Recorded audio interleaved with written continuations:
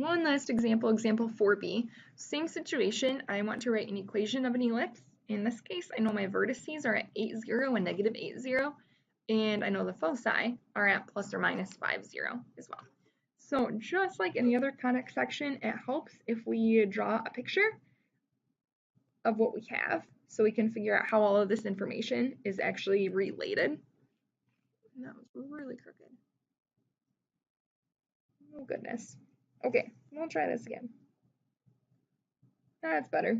Not perfect, but oh well.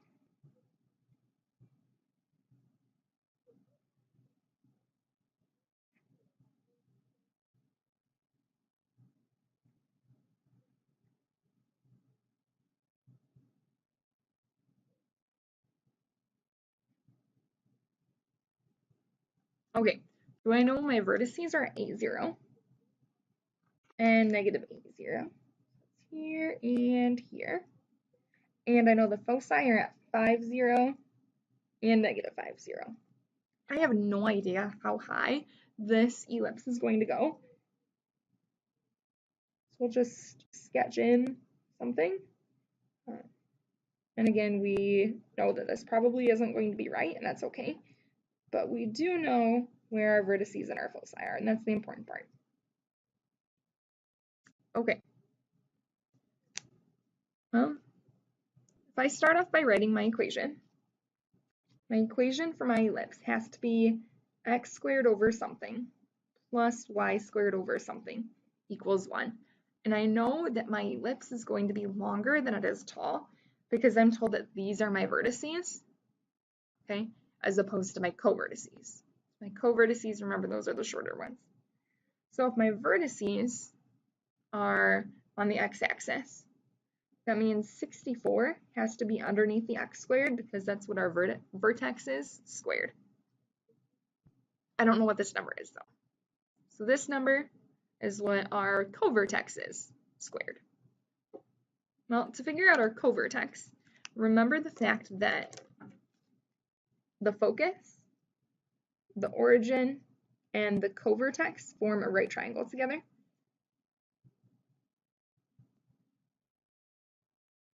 So let's look at what I know. I don't know this height because, again, I don't know what my co-vertex is.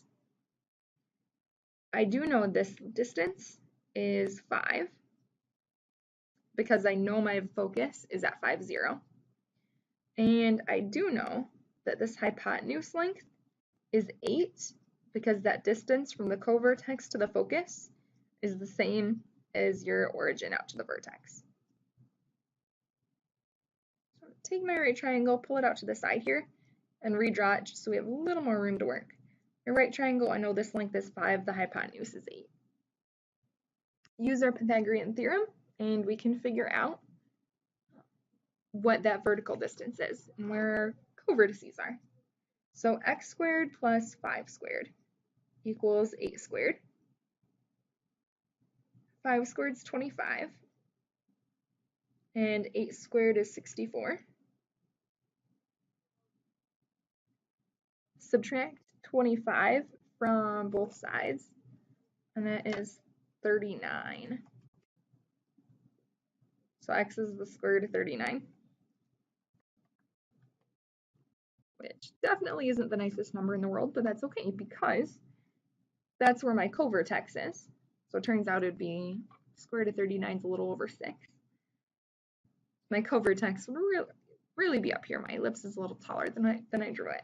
But again, that doesn't really matter because the square root of 39 squared is what goes in my equation.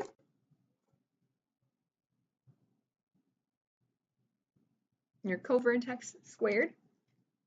And the square root of 39 is just 39. So our final answer, x squared over 64 plus y squared over 39 equals 1. That would be the equation of my ellipse.